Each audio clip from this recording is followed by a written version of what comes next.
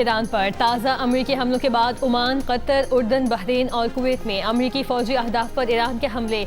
ईरानी पासदारान इनकलाब का कहना है कि ओमान की बंदरगाह दुकम अमरीकी तैयारा बरदार बहरी जहाज़ों के लिए इस्तेमाल होने वाले लॉजिस्टिक सपोर्ट मराकज़ और ईंधन भरने वाले प्लेटफॉर्म्स पर शदीद और अचानक हमला किया है। कतर में अल उदैद फ़ज़ाई अड्डे पर भी बैलिस्टिक मिसाइल दागे, जंगी तैयारों की देखभाल और मरम्मत का मरकज़, एक कमांड एंड कंट्रोल सेंटर तबाह कर दिया। ईरानी फ़ौज का कुवैत और बहरीन में अमरीकी फ़ौज की ज़िद इस्तेमाल पेट्रियट फ़ज़ाई दिफाई निज़ाम, असलहा गोदाम और रेडार तनसीबात को निशाना बनाने का भी दावा।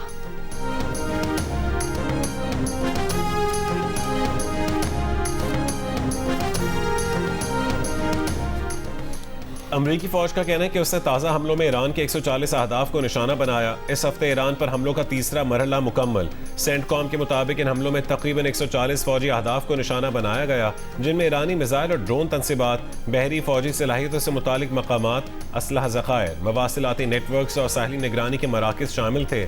हमले आबना हुर्मुज़ में क़िब्रस के परचम बरदार जहाज़ पर हमले के जवाब में किए गए। ईरानी मीडिया के मुताबिक असलुयह, बोशहर, चाबहार, कशम, बंदर अब्बास, सीरक और खोज़िस्तान के 3 शहरों में धमाके सुने गए।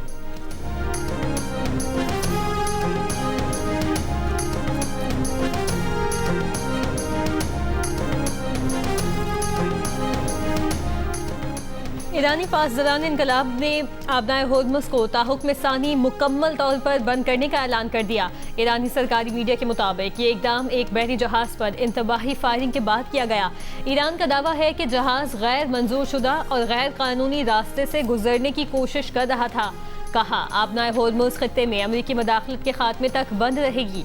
पासदारान का आबना हुर्मुज़ में दूसरे जहाज़ को भी निशाना बनाने का ऐलान। इससे पहले अमरीकी हुकाम ने बताया था कि क़ब्रस के परचम बरदार बहरी जहाज़ पर आग लगने से इंजन रूम को नुकसान पहुंचा। अमले का एक रुकन लापता। बरतानवी मैरीटाइम एजेंसी के मुताबिक अमला लाइफ बोट में सवार हो गया।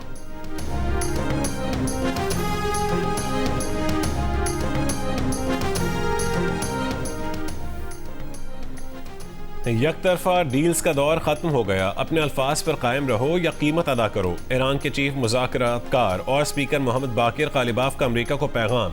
ईरानी पार्लियामेंट के स्पीकर ने बयान के साथ मुफाहमत की यादाश्त की, शक नंबर 5 का हवाला भी दिया और कहा कि अब हकीकत तुम्हारे दरवाजे पर दस्तक दे रही है।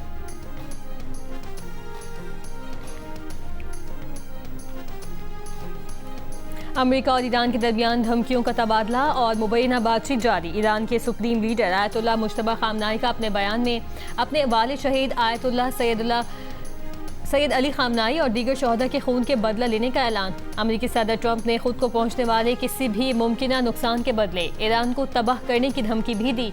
ओमान में ईरान से मुज़ाकरात का भी दावा।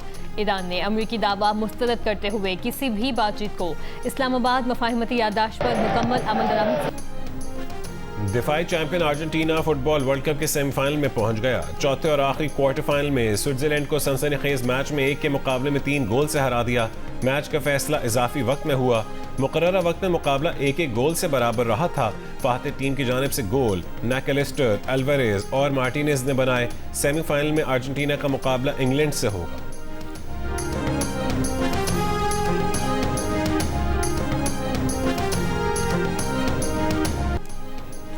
फीफा वर्ल्ड कप का तीसरा क्वार्टर फाइनल इंग्लैंड ने जीत लिया। नॉर्वे को 1 के मुकाबले में 2 गोल से शिकस्त दे दी। फैसला कुन गोल मैच के इजाफी वक्त में इंग्लैंड के खिलाड़ी बेलिंगहैम ने स्कोर किया। मैच में रेफरी ने नॉर्वे का गोल और इंग्लैंड की पेनल्टी मुस्तरद कर दी। दोनों टीमों के गोलकीपर्स ने शानदार गोल कीपिंग के जरिए कई खतरनाक हमलों को गोल में तब्दील होने से बचाया। फुटबॉल वर्ल्ड कप की तारीख में इंग्लैंड चौथी बार सेमीफाइनल में पहुंच गया।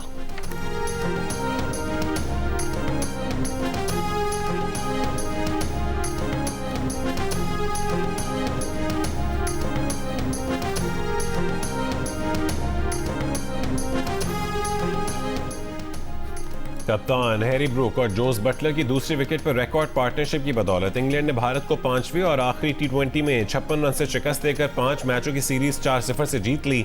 मैच में इंग्लैंड ने 3 विकेटों पर 257 रन बनाए। जोस बटलर ने 131 रन की इनिंग्स खेली। जवाब में भारतीय टीम 8 विकेटों पर 201 रन बना सकी। इस शिकस्त के सबब भारतीय टीम रैंकिंग में पहली पोजीशन से भी हाथ धो बैठी।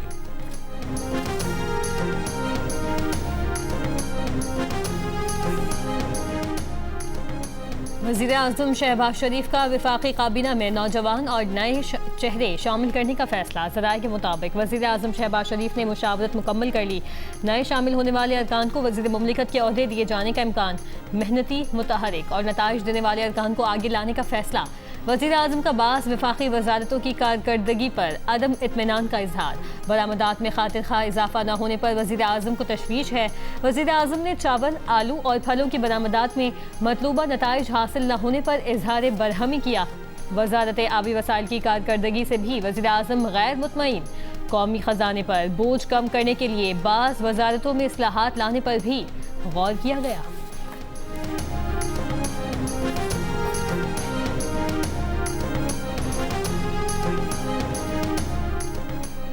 नीलम झेलम हाइड्रो पावर कंपनी को 29 अरब 41 करोड़ रुपए से जायद खसारे का इंकशाफ। ऑडिटर जनरल की रिपोर्ट के मुताबिक पावर हाउस बंद होने से 99 अरब 17 करोड़ रुपए का नुकसान हुआ।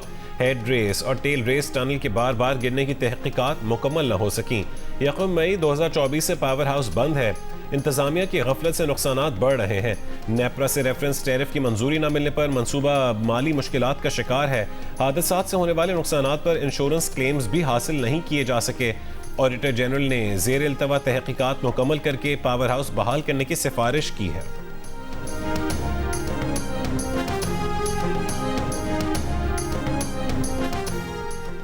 ज़ियादत में दहशतगर्दी वाक़े में शहीद पुलिस एहलकारों के लवाहिकीन के कोयटा में कोयला फाटक और ज़ियादत में DC ऑफिस के सामने धरने जारी। हुकूमती कमेटी और ज़ियादत शुहदा धरना कमेटी के दरमियान मुज़ाकरात का दूसरा दौर ख़त्म। सूबाई वज़रा ज़िया लांगू और बख्त मोहम्मद काकड़ मुज़ाकरात के बाद वापस चले गए। हुकूमती कमेटी और धरना कमेटी के दरमियान मुतालबात पर डेडलॉक बरकरार। वज़ीर दाखिला बलूचिस्तान ज़ियाउल्लाह लांगू ने कहा कि शुहदा के लवाहिकीन के साथ खड़े हैं, तन्हा नहीं छोड़ेंगे। हुकूमत बातचीत पर यकीन रखती है।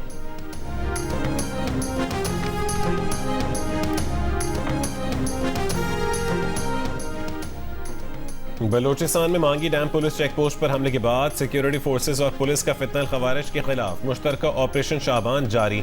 नई कार्रवाइयों में मजीद 7 दहशतगर्द हलाक। मारे गए दहशतगर्दों की तादाद 64 हो गई। 5 जुलाई से अब तक मुख्तलिफ ऑपरेशन में मजमूई तौर पर 102 खारजी मारे जा चुके हैं।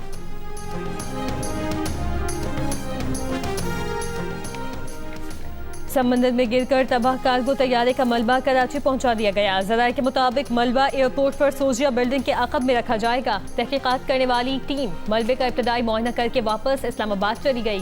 तबाह तैयारे के अहम आलात और पुर्जे मिलने पर तहकीकाती टीम दोबारा कराची आएगी।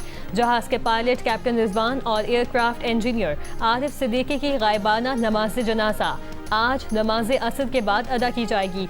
7 जुलाई को शारजा से कराची आने वाला कार्गो तैयारा समंदर में गिरकर तबाह हो गया था। हादसे में अमले के 5 अरकान लापता हो गए थे।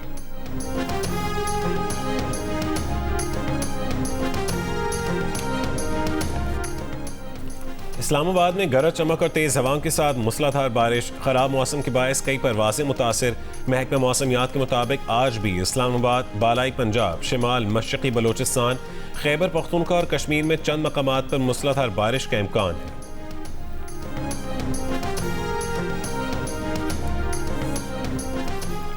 Pakistan virtual assets regulatory authority के चेयरमैन बिलाल बिन साकिब ने कहा है कि उनकी मुफ्ती तकी उस्मानी से डिजिटल असासों और उनकी शरई हैसियत पर तामीरी गुफ्तगू हुई है।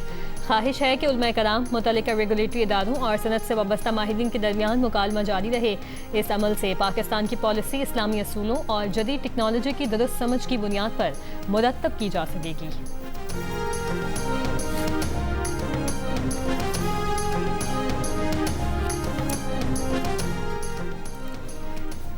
गिलगित बल्तिस्तान के 2 इंतखाबी हलकों के मखसूस पोलिंग स्टेशन पर आज फिर पोलिंग होगी। पोलिंग सुबह 8 बजे से शाम 5 बजे तक जारी रहेगी। हल्का GBA 15 के 1 पोलिंग स्टेशन और हल्का GBA 17 के 8 पोलिंग स्टेशन पर पोलिंग होगी। 7 जून को होने वाले इंतखाबात में 9 पोलिंग स्टेशन पर हंगामा आराई और बेज़ाब्तगियों की शिकायत के बाद यहाँ के नताइज रोक लिए गए थे। आज़ाद कश्मीर के आम इंतखाबात के बॉयकॉट के मामले पर PTI ताहाल कोई फैसला न कर सकी। PTI की सियासी कमेटी और आज़ाद कश्मीर गवर्निंग बॉडी के आम इंतखाबात में हिस्सा लेने से मुतालिक इख्तलाफात बरकरार हैं। जराये के मुताबिक PTI सियासी कमेटी ने आज़ाद कश्मीर इलेक्शन बॉयकॉट का फैसला 7 दिन के अंदर नज़र सानी इजलास से मशरूत किया था। 9 जुलाई को 7 दिन पूरे होने पर PTI सियासी कमेटी ने ताहाल इजलास नहीं बुलाया। आज़ाद कश्मीर गवर्निंग बॉडी के इलेक्शन में हिस्सा लेने के फैसले के बावजूद सियासी कमेटी ने बॉयकॉट का ऐलान किया था। पाकिस्तान तहरीक इंसाफ आज़ाद कश्मीर की गवर्निंग बॉडी ने 9 जुलाई के इजलास में कसरत राय से इंतखाबात में हिस्सा लेने की सिफारिश की थी। बॉयकॉट के फैसले में इब्हाम पर पार्टी के 5 टिकट होल्डर्स और दरख्वास्त गुजार पार्टी छोड़ चुके। वफाक में अपोजिशन क़यादत ने भी इलेक्शन बॉयकॉट का फैसला जल्दबाजी में न करने का मशवरा दिया था। सदर PTI आज़ाद कश्मीर क़य्यूम नियाज़ी का मौक़िफ़ है कि मौजूदा सूरत हाल गैर जानिबदार और पुरअमन इंतखाबात के लिए मौजू नहीं।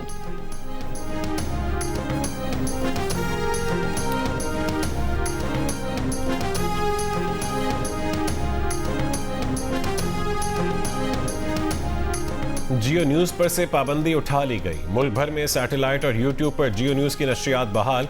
पैमरा ने जियो न्यूज़ बंदिश केस में हतमी फैसला जारी कर दिया। पैमरा ने जियो न्यूज़ का लाइसेंस 27 जून को 15 दिन के लिए मुअत्तल किया था। ये पाबंदी 11 जुलाई की रात 12 बजे मुअत्तली की मुद्दत मुकम्मल होने और 1 करोड़ रुपए जुर्माने की अदायगी के बाद उठ गई। जियो न्यूज़ लाइसेंस को पैमरा ने 10 मुहर्रम के प्रोग्राम सफर इश्क में मजहबी तस्वीर कशी के बायस मुअत्तल किया था।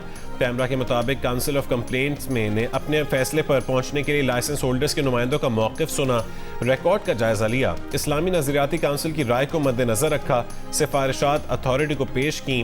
अथॉरिटी ने करार दिया कि मज़कूरा खिलाफवर्जी संगीन नौयत की थी जो जिम्मेदाराना नशियात के तकाज़ों और पैमरा कवानीन के तहत लाइसेंस होल्डर की जिम्मेदारियों के मुनाफी थी। पैमरा ने जियो न्यूज़ की जानिब से गफलत तस्लीम करने, इज़हार निदामत और तमाम मीडिया प्लेटफॉर्म्स पर गैर मशरूत माजरत को मद्देनजर रखते हुए उन्हें तख्फीफी अवामिल करार दिया। पैमरा ने हिदायत की कि जियो न्यूज़ इंतजामिया जिम्मेदारियों की अदायगी में नाकामी पर मुत्तल्लिक़ अफराद के खिलाफ ज़ाब्ते की कार्रवाई करे और उन्हें बरतरफ करे।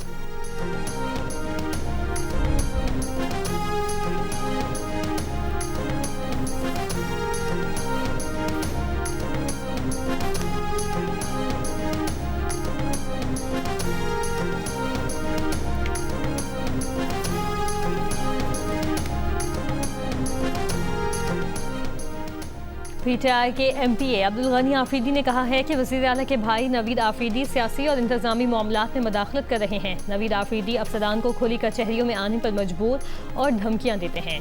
सियासी और इंतजामी मामलात में मुदाखलत का नोटिस लिया जाए। सूरत हाल बरकरार रही तो कानूनी और सियासी इक़दाम करेंगे।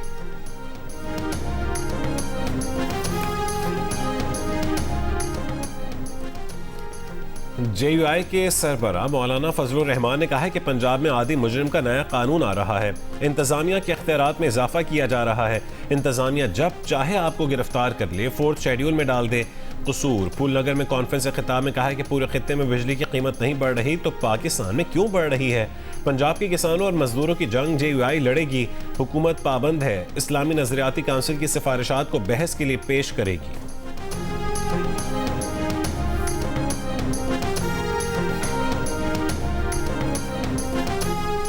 थलपालकर डिप्लो के करीब बकरियां चोरी के इल्ज़ाम और नौजवान की हलाकत का वाक़या। डिप्लो थाने में 3 पुलिस एहलकारों के खिलाफ कत्ल का मुकदमा दर्ज। FIR के मुताबिक तीनों एहलकारों ने नौजवान पर तशद्दुद किया जिससे वो जाँ बहक हुआ।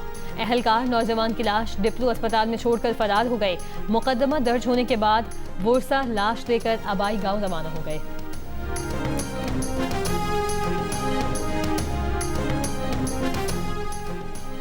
कतर की जानिब से अमेरिका को तोहफे में दिए गए नए एयरफोर्स 1 में सिक्योरिटी खदशात की रिपोर्ट्स पर ट्रंप इंतजामिया ने न्यूयॉर्क टाइम्स के कई सहाफ़ियों के खिलाफ अदालती कार्रवाई शुरू कर दी। न्यूयॉर्क टाइम्स के 4 सहाफ़ियों को अदालती समन जारी, जूरी के सामने पेश होकर गवाही तलब। व्हाइट हाउस ने रिपोर्टिंग से मुतालिक मामले की निगरानी FBI डायरेक्टर काश पटेल को सौंप दी। FBI डायरेक्टर ने मामले पर व्हाइट हाउस में 8 घंटे गुजारे। अमरीकी सदर ट्रंप तुर्की में मुनक्किद नेटो सरबराह इजलास में शिरकत के लिए नए एयरफोर्स 1 में गए थे। सदर ट्रंप ने तुर्की से इंग्लैंड सफर के लिए पुराने एयरफोर्स 1 तैयारे का इस्तेमाल किया था। अमरीकी अखबार के मुताबिक सदर ट्रंप ने आखिरी लम्हात में तैयारा खुफिया सर्विस की सिफारिश पर बदला था। नए तैयारे में मखसूस सिक्योरिटी और इंसदाद इक़दाम की टेक्नोलॉजी नहीं थी। महकमा इंसाफ का कहना है कि हदफ रिपोर्टर नहीं बल्कि वो हैं जिन्होंने खुफिया मालूमात अफशा की।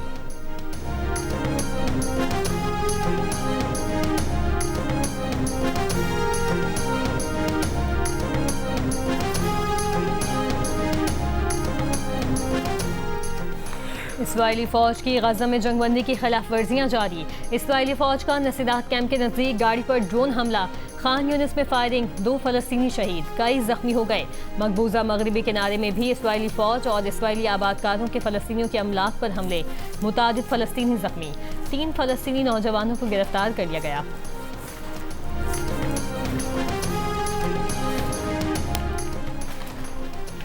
यूक्रेन में रूस के मिसाइल और ड्रोन हमले, मजीद 6 अफराद हलाक, 36 जख्मी। यूक्रेनी हुकाम का दावा है कि रूस ने ग्लाइड बमों, बैलिस्टिक, क्रूज मिसाइल और ड्रोन से यूक्रेनी शहरों पर हमले किए। रूस से फायर किए गए 2 क्रूज मिसाइल और 111 ड्रोन मार गिराने का भी दावा।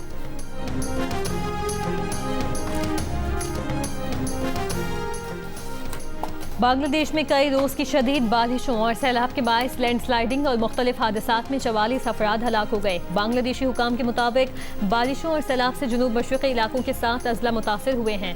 मुतासरा इलाकों में 2 लाख से ज़्यादा अफराद फंसे हुए हैं। मुतासरा इलाकों में फ़ौज और इमदादी कारकुन इमदादी सरगर्मियों में मसरूफ़। बिजली की बंदिश, तबाहशुदा सड़कें और मुनक़ता मवासिलाती राबते इमदादी कार्रवाइयों में मुश्किलात का सबब बन रहे हैं।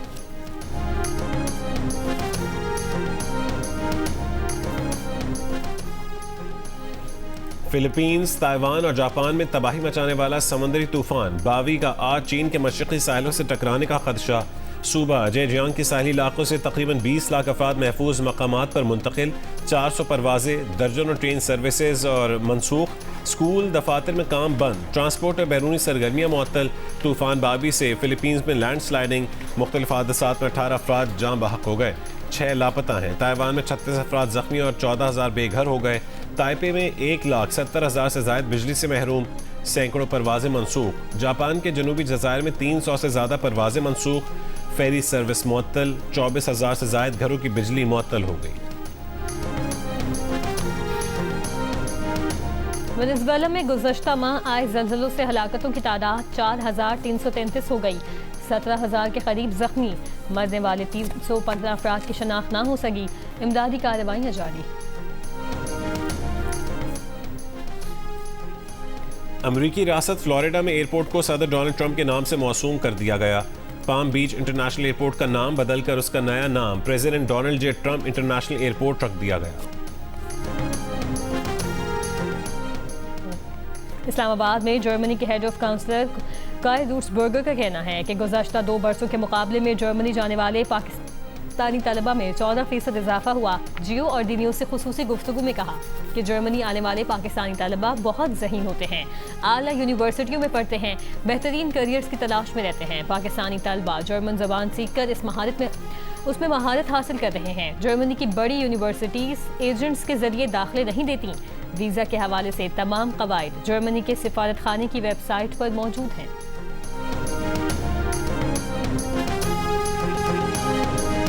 नोबेल इनाम याफ्ता मलाला यूसुफजई आज 29 बरस की हो गईं। नोबेल के अलावा मलाला सखारोफ और वर्ल्ड चिल्ड्रन प्राइज समेत 40 से ज़्यादा बैनुल-अक़वामी एज़ाज़ात नाम कर चुकी हैं।